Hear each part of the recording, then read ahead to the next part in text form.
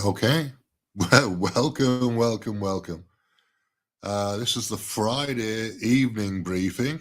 Um, I'm using Thursday afternoon briefing as my template, but it's Friday evening. It's 10 p.m. in the UK. What would that be in the States? That will make it 5 p.m. in the States. Is that right? Yeah, that's 5 p.m. Eastern. I'm getting these time zones almost right in my head after 3 years.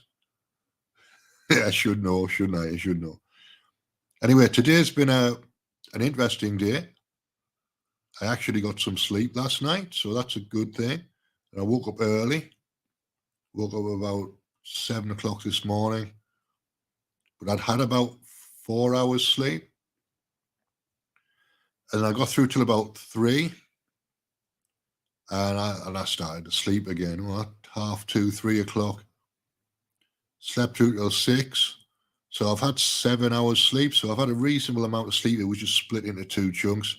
So I think that's how things are likely to be over the weekend as well.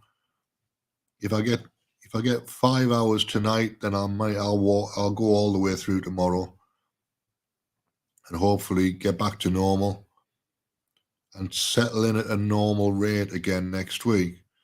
But there's no telling really with my sleeping patterns. They're all over the place. And I don't take pills. I don't smoke weed, so it is what it is.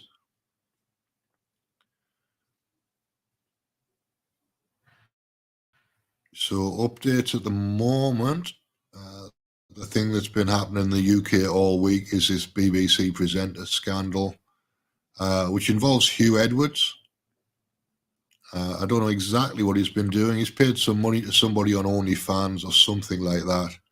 That's basically what's happened.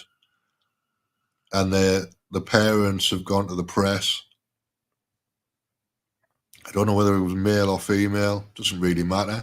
If they're on OnlyFans and they're 17, then they've lied about their age. So it's not really Hugh Edwards' fault that somebody ends up underage. So I don't know the entire situation, but I think things have been overblown. Lots of people have been doing live streams and getting lots of live stream viewers about it without really knowing anything. So it was all speculation. I'm talking specifically about Sean Atwood. He's done about 5 or 6 live streams, all about this BBC presenter scandal. So clickbait and pushing the limits of what it can do legally. And Matthew Steeples has been on there 4 times this week, and he's been drunk every time. I think he starts on the gin and tonics at about lunchtime, does Matthew, which is fair enough. Uh, and he's sitting with a glass of something while he's doing the live stream, and he's obviously out of his mind. But he enjoys it, so why not? It's all good fun, if nothing else. Keeps people amused. Some people like it, some people hate it. I don't really mind people being drunk. Everybody's got an opinion, and everybody's got a right to a life. So I don't really mind either of those things. The only thing about Sean Atwood is he goes for the clicks. He goes for the sensationalism, and he doesn't always have a balanced guest profile. He doesn't always balance his guests out, so you get more than one point of view. But it is what it is. It's his channel. He's the guy with 3 million subscribers, and I'm the guy with 20 subscribers. So he must be doing something right. And maybe eventually I'll learn my lesson and go for the clicks. But at the moment I'm not. Well, I've got 355 subscribers on this channel, so I'm not doing too badly on this channel. But the other channel that I'm mainly use it's got 19 at the moment. It's going up though. It is going up. So I don't have a show planned out properly for tomorrow yet. I've been trying to plan a show. I've got one that I might end up doing, which is a piece by Tom Cowan called "The Heart Is Not a Pump," which is challenging. It'll be challenging for people, I think, but challenging can be good sometimes. And Tom Cowan's good at delivering that type of material, so I might use that. I can go into it from metaphysics and explain the model that Tom Cowan uses, which is basically water is consciousness. Water is a physical manifestation of consciousness,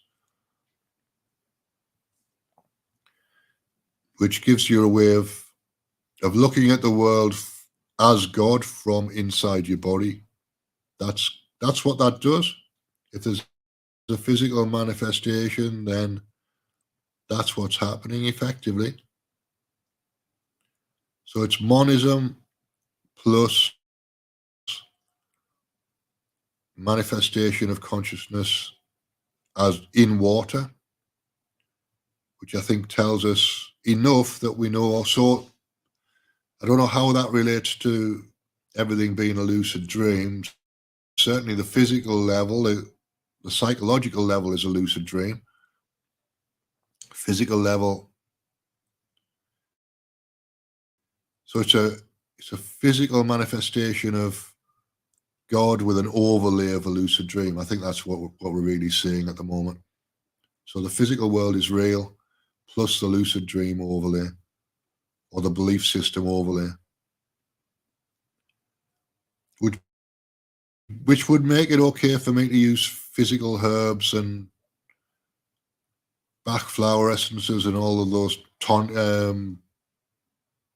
types of things as well.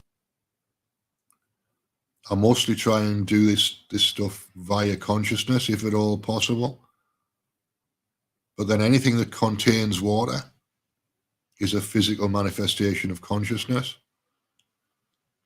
at one level or another, with some delusion in there. Maybe the delusion is the lucid dream part, and it's possible to unravel that and perfect that and get to a higher level mind, and then soul, and then God consciousness or Christ consciousness or whatever you want to call it. So I think that's where my way of looking at the world is at the moment. Seems like a perfectly reasonable way to do things. Means I can buy tinctures again and do crystal healing and stuff like that again now. Now that I've got this model in place and it makes sense to me.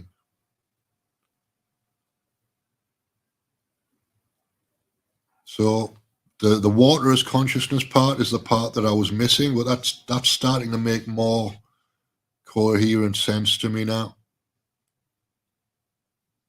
And it makes the physical manifestation at one level just a perfection of God with an overlay of delusion, which is the lucid dream part, which we're unraveling. Yeah, I think that works.